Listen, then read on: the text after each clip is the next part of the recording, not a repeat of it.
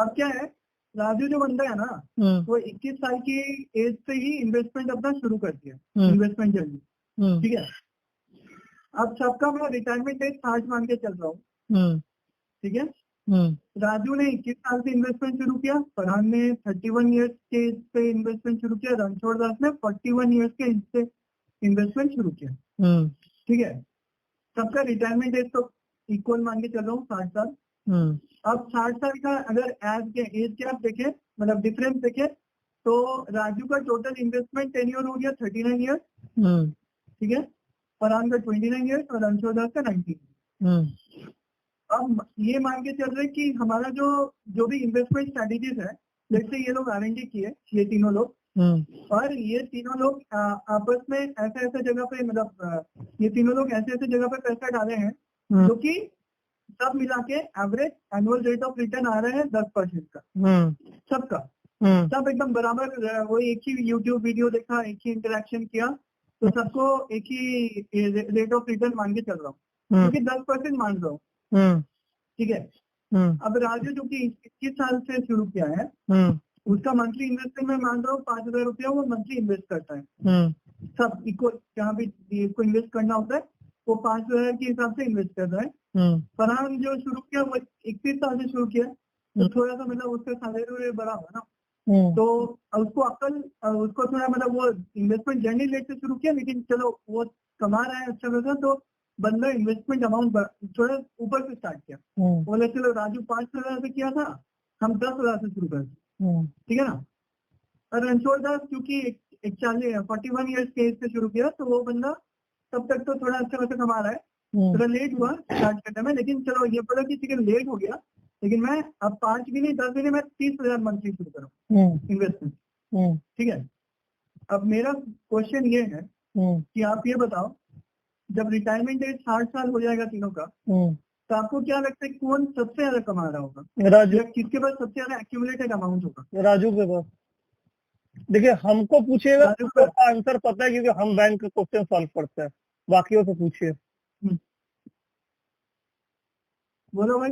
अरे क्वेश्चन तो हम बहुत मार भी खाएंगे, क्योंकि बैंक का क्वेश्चन सॉल्व राजू या फरहान में से ज्यादा होना चाहिए, बिकॉज टाइम दोनों का ज्यादा है। मैं वैसे का अनुमान लगा, राजू के पास ज्यादा होगा। राजू के पास होगा।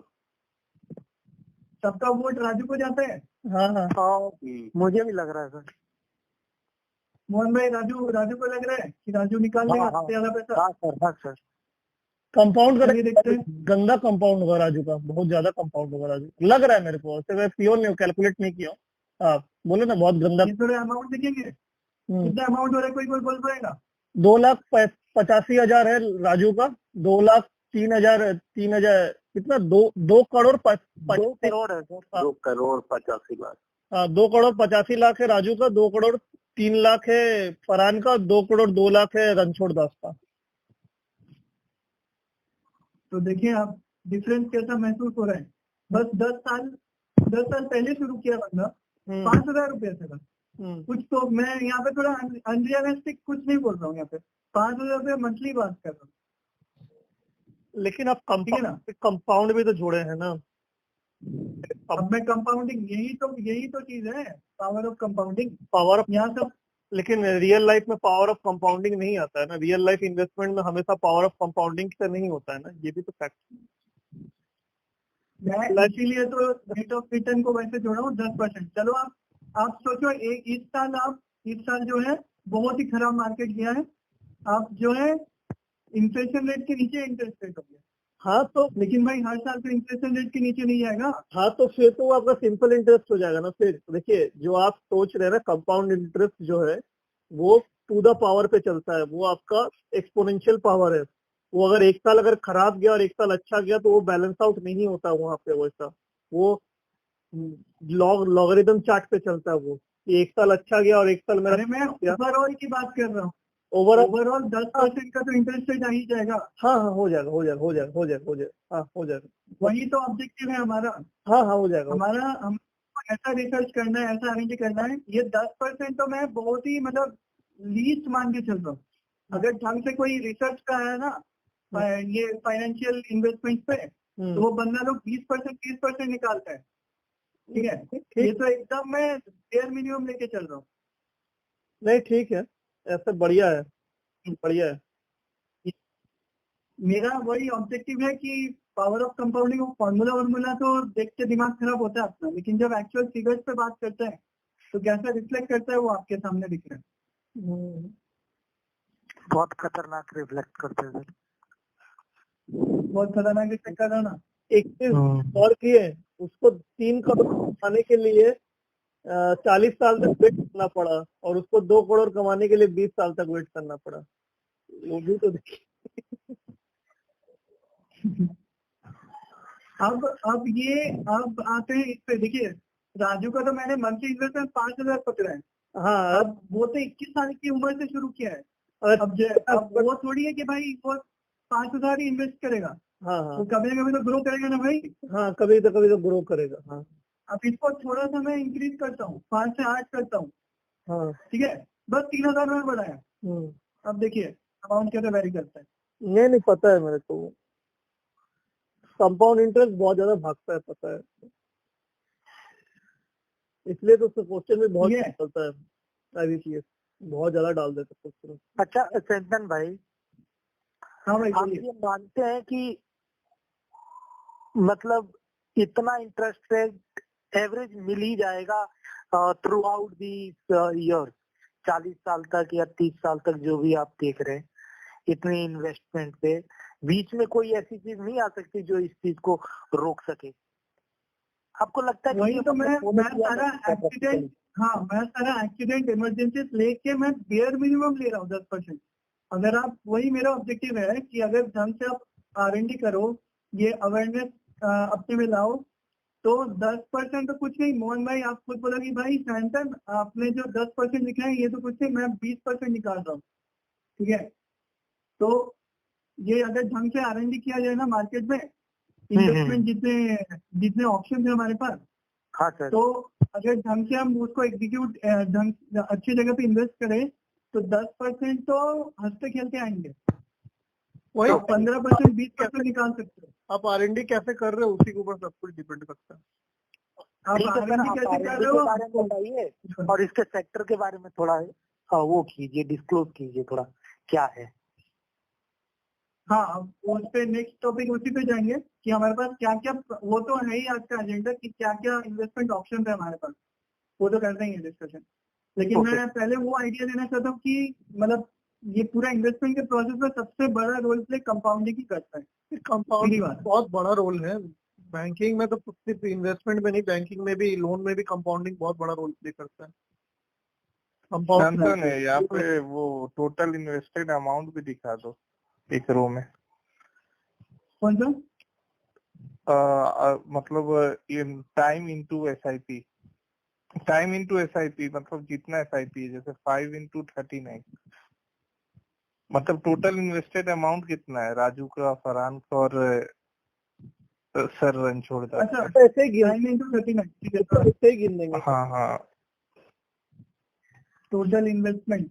हाँ, मतलब मैं क्या बोल रहा हूँ, और कितना इन्वेस्ट हुआ, कितना टोटल रिटर्न आया, उस तरह से एक आइडिया हो जाएगा। इसका फिर आप फॉर्मूला बताएगा कोई? हम बता देते हैं ना, लिखिए, टाइम लिखिए, टाइम जितना टाइम इन्वेस्टमेंट किया उतना टाइम। नहीं टाइम मत लिखो, शांतन वहाँ पे लिखो, B6 लिखो, B6 और फिर इंटू कर दो, आपका कितना है? अच्छा, एक नहीं कर पाओगे ना, वो रुपीज कॉमा डाले हो ना, इंटू नहीं होगा ना, इसीलिए बोल रहा था। ठीक है, जैसे करना कर लो।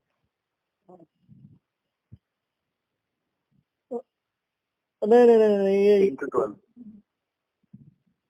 ड्रैग कीजिए ना, ड्रैग कीजिए। ठीक है, इंटू 12 इंटू 12।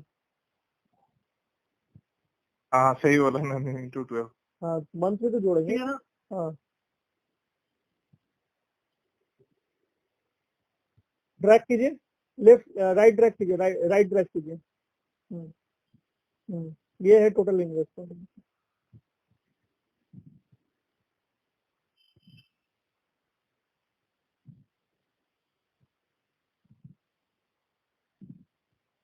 बढ़िया से भाई, कैसे भाई? हाँ मतलब मैं वही देख रहा हूँ एक्चुअली। यहाँ पे मैं क्या देख रहा हूँ कि सपोज मैं यहाँ पे हूँ, राजू, फरहान या फिर रणछोड़ दास, हमने सोचा कि इतना पैसा को चलो मैं इन्वेस्ट नहीं करता हूँ, ठीक है, मैं मेरा सेविंग्स में रख लूंगा, ठीक है। तो अगर वो मैक्स 4% भी होता तो डेफिनेटली वो 10% के क्रॉस तो नहीं करता, राइट। तो वही हो रहा है यहाँ पे, जो डिफरेंस आपका हो रहा है वो कितना ज्यादा हो रहा है उसका एक आइडिया ले रहा हूँ मैं बस। मेरे दिमाग में क्या चल रहा पता है? बोल दे गौरव, बोल दे। बोल आप तो बोल ही दो।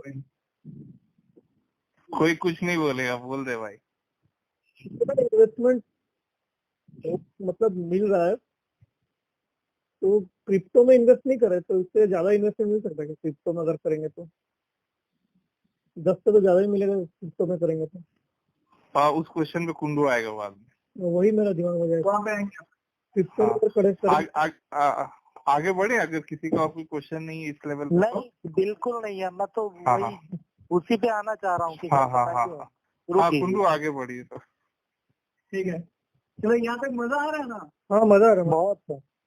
भाई मैथ्स का असली मजा तो यही लगता है।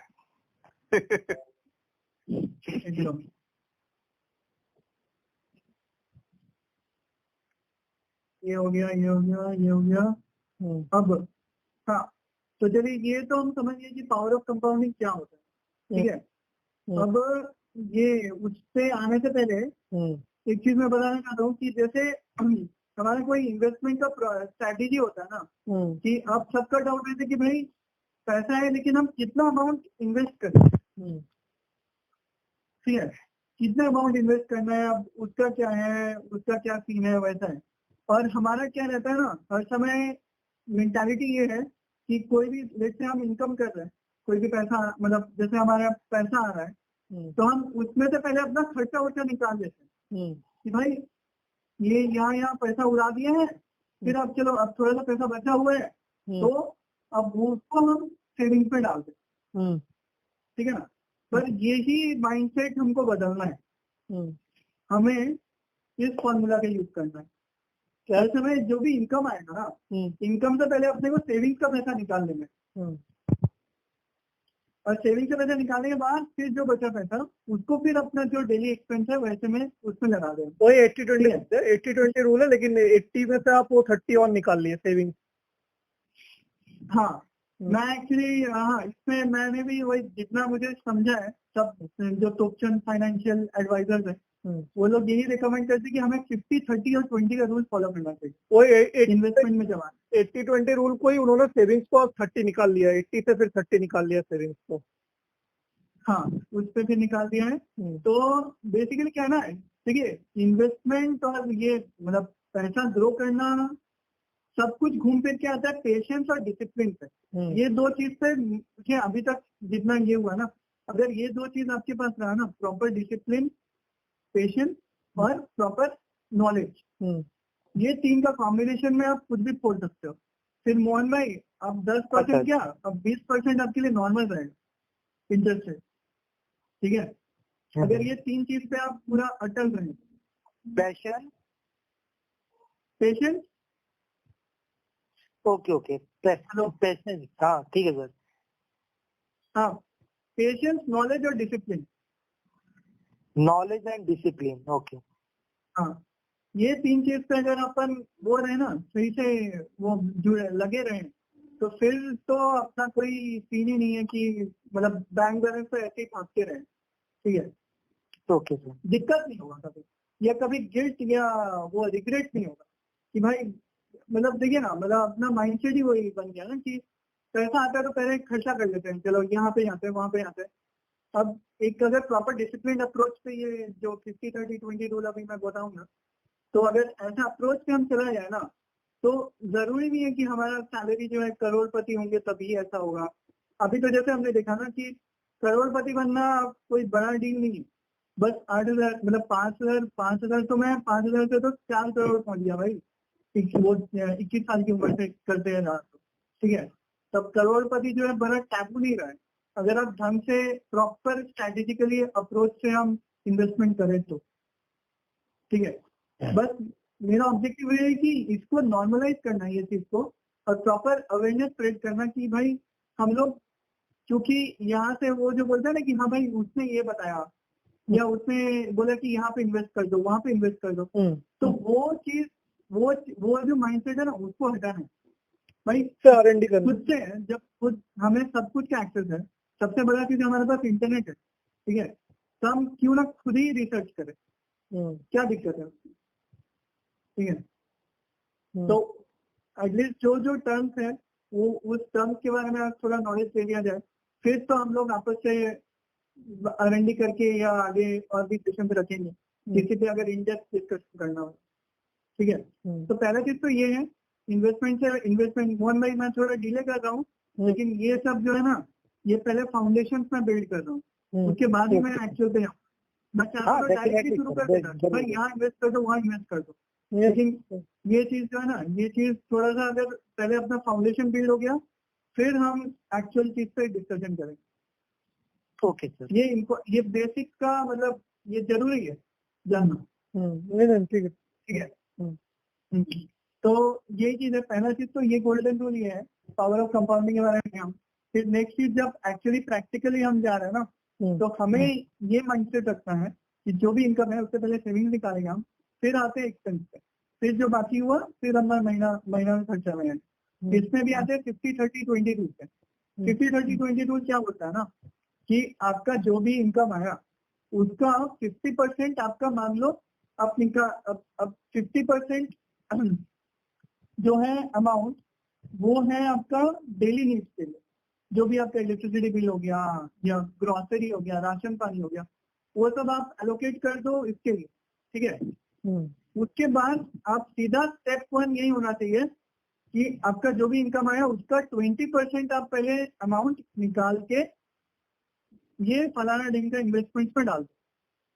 जो भी इन्वेस्टमेंट प्रोडक्ट्स में आप इन्वेस्ट कर रहे हो वहां पे आप मेक श्योर करो कि मेरा जो भी इनकम है उसका 20% पहले इसमें मेरा चला जाना चाहिए।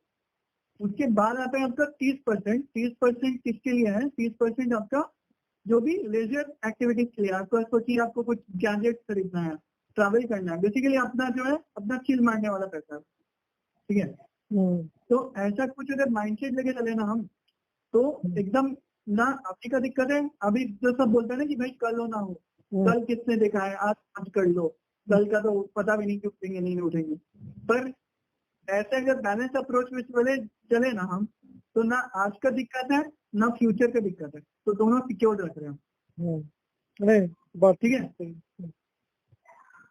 तो ये ऑब्जेक्टिव है। तो पहला चीज तो ये वाली चीज हुई। अब और बस 2 पॉइंट्स में डिस्कस करूंगा एक्चुअल इन्वेस्टमेंट पे जाने से पहले। तो टैक्स सेविंग इन्वेस्टमेंट से पहले अभी तक मैं एक बार ब्रीफ करता हूँ कि पहले तो हम देखें कि इन्वेस्टमेंट जर्नी में आने से पहले चीज तो हमें इंश्योर करना कि इंश्योरेंस लेना चाहिए हमें, एक अच्छा टर्म लाइफ इंश्योरेंस और एक अच्छा हेल्थ इंश्योरेंस, ठीक है। दूसरी चीज हमने किसी ने पिंक किया है, इसमें कोई डिस्कनेक्ट हो गई। अच्छा साहब भाई डिस्कनेक्ट हो गए। गौरव ऐड करना, रुकिए एक सेकंड। कौन सा भाई कॉल में ललित नबील भाई है? हाँ भाई हम हैं। ठीक है साहब भाई। मोहन भाई? हाँ मैं हूँ। मोहन भाई है, मोहन भाई है। साहब भाई का डिस्कनेक्ट।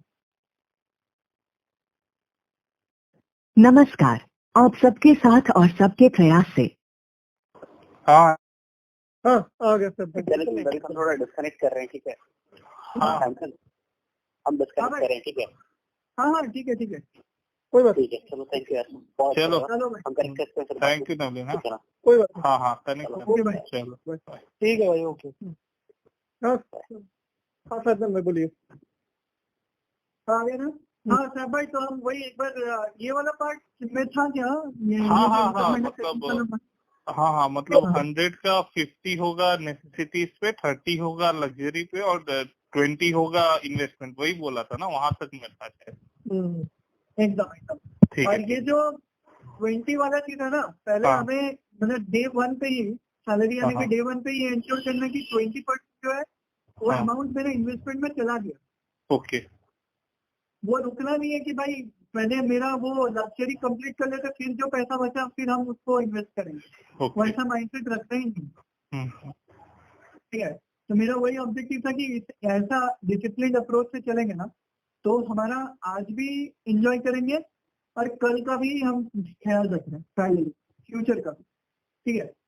तो इसमें वैसा रिग्रेट भी नहीं रहेगा यार लाइफ में क्या ही रखा है आगे का, मतलब आगे का तो पता भी नहीं कि क्या होना है, तो आज ही मौज कर लेते हैं। तो वैसा वाला अप्रोच का मतलब वैसा शिकायत भी नहीं रहेगा लाइफ से, ठीक है, अगर ऐसे डिसिप्लिन अप्रोच से चले हम।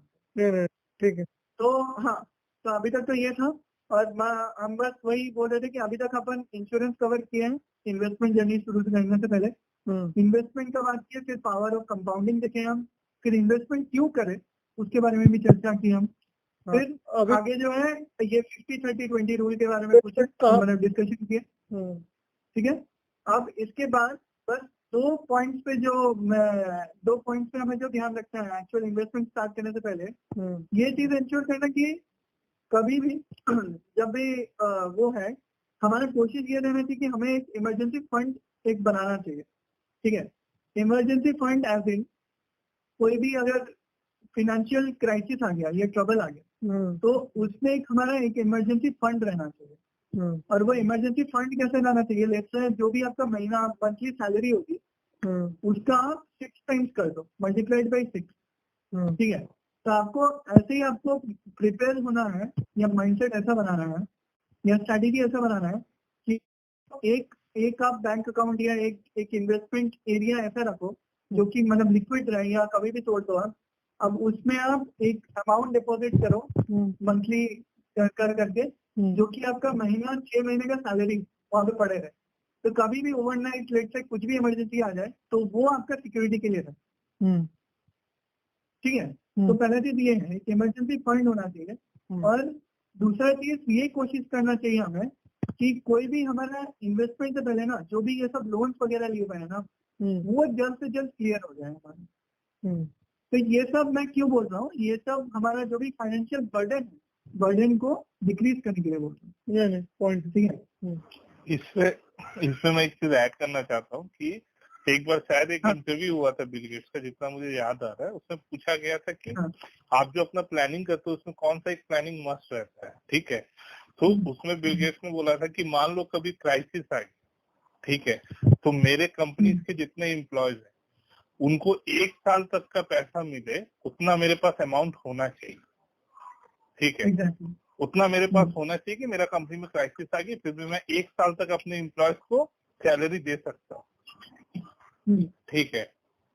तो वो उस तरह का थोड़ा माइंडसेट रखना पड़ेगा अपने को। तो वो 1 साल का सोच रहा है, वो बड़ा आदमी, हम एटलीस्ट 6 मंथ का तो हमें मस्त रखना है, ठीक है। तो उस तरह का मल्टीप्लाई करके रखना है। जी हाँ, जी हाँ, ठीक है जी, ठीक है।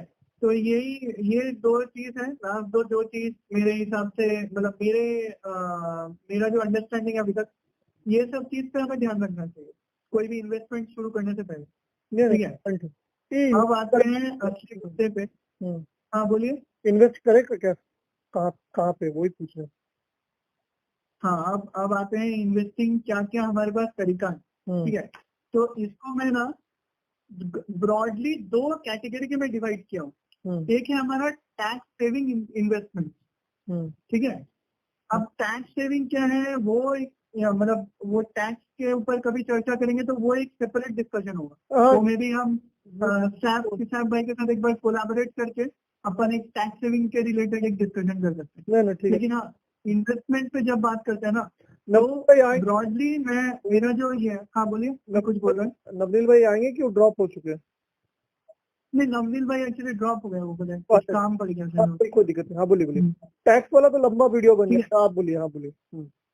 हाँ, टैक्स पे बात करेंगे तो वो तो बहुत लंबा खींचा जाएगा, लेकिन हाँ जब इन्वेस्टमेंट में बात करते हैं ना तो मैं बेसिकली आज वही इजी अंडरस्टैंडिंग के लिए 2 कैटेगरी में डिवाइड करती हूँ इन्वेस्टमेंट को।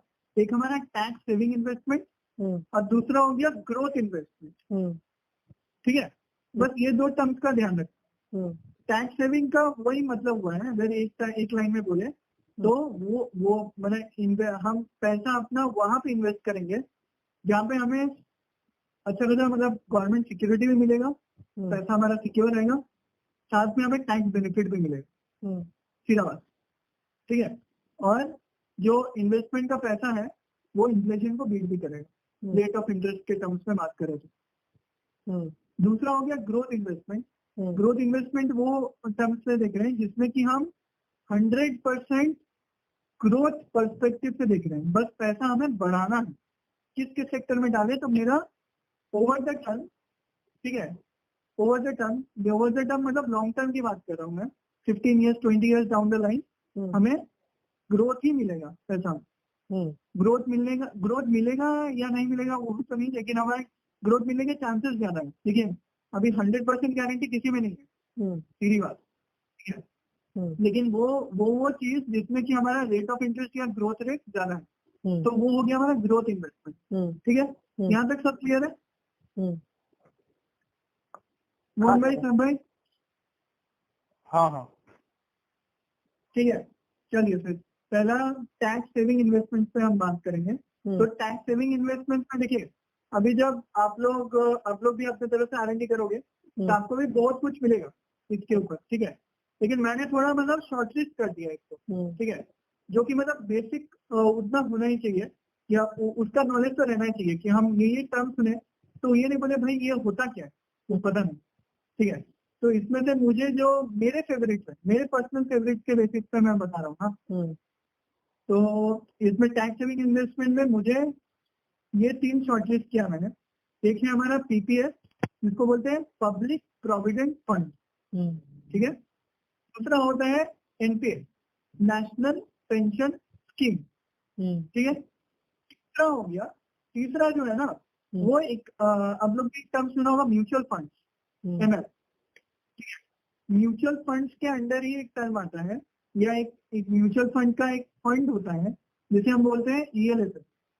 ELSS मतलब इक्विटी लिंक्ड सेविंग स्कीम, ठीक है। यहाँ तक सब सेम पेज में है, सब क्लियर है? ठीक है। अब तो ये तीनों जो है ना, ये तीनों में आपका एक तो ये है कि पहला चीज ये है कि आपको टैक्स बेनिफिट मिलती है। ये तीनों में आप कहीं भी पैसा डालोगे तो आप टैक्स बेनिफिट आपको मिलेगी। टैक्स बेनिफिट का मतलब क्या है वो तो एनीवे अगर डिस्कशन में जाएंगे तो वो थोड़ा इन डेप्थ टॉपिक अलग से डिस्कस करना होगा। सीधी बात ये है कि आपको टैक्स बेनिफिट मिलेगा, ठीक है। तो अब यहाँ पे मैं ये कुछ इंफॉर्मेशन दिया हूँ। एक मतलब मेनली मैंने PPF के बारे में पहले लिखा है कि इसमें देखिए अभी जो करंट इंटरेस्ट रेट चल रहा है वो चल रहा है 7.1 इंटरेस्ट पर 7.1% इंटरेस्ट पर ईयर, ठीक है। आपका रहता है मिनिमम इन्वेस्टमेंट अमाउंट 500 रुपए रहता है। बेसिकली सालाना आपको मिनिमम 500 डिपॉजिट करना ही आपके PPF अकाउंट में, और मैक्सिमम आप 1.5 लाख कर सकते हो एक ईयर में। इसका अब देखिए आपको ये तो मिल रहा है, ये चूंकि ये कंप्लीटली गवर्नमेंट वाली फंड है, तो आपका PPF का पहला क्या चाहिए कि आपका 15 ईयर्स का लॉक इन पीरियड रहता है।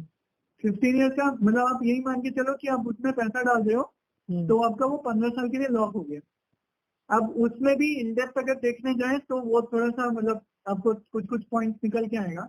जैसे आप 7 साल कंप्लीट करोगे ना इन्वेस्टमेंट मेरा PPF के अकाउंट के, तो आपको थोड़ा बड़ा वो मिलता है कि हाँ आप इसके अगेंस्ट लोन ले सकते हो, या आप पार्शियल विड्रॉल आपका एलिजिबिलिटी रहेगा।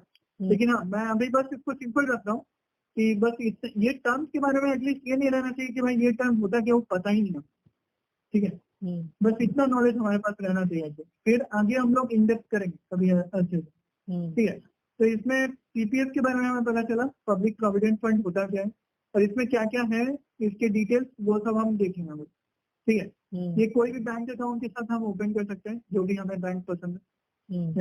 SBI ले लीजिए, ICICI ले लीजिए, एक्सिस ले लीजिए, कोई भी बैंक, सब में मोस्ट प्रोबेबली एटलीस्ट ये सब बैंक में तो PPF फैसिलिटी है, ठीक है। तो ये हुआ, और एक मैं कंपैरिजन कॉन्सोलिडेटेड टूल बनाया, एक डिस्प्ले किया हूँ जिसमें हमारा जो भी इन्वेस्टमेंट टाइप है, किसमें कितना उसका क्या इंटरेस्ट है, उसका लॉक इन पीरियड क्या है, उसका रिस्क प्रोफाइल क्या है, वो मैं यहाँ पे आप लोग को मतलब ये थोड़ा डिस्कस करने का कोशिश किया। NPS में था, NPS का क्या है, नेशनल पेंशन स्कीम। आप तो समझ रहे हो कि पेंशन का वर्ड आ गया मतलब ये तो 60 साल तक रहेगा, ठीक है। तो ये रिटायरमेंट टिल रिटायरमेंट आपका लॉक इन पीरियड रहता है, ठीक है। इसका भी कुछ कैच है कि आप बोलोगे कि 60 साल पहले निकालना हो तो क्या होगा, वो एक अलग डिस्कशन रहेगा। लेकिन आप सिंपल स्ट्रेट फॉरवर्ड अगर देखोगे, एनपीएस का मतलब ये है कि आप अगर एनपीएस अकाउंट खोल रहे हो और उसमें इन्वेस्ट कर रहे हो, तो आपका वो पैसा तभी निकलेगा जब आपका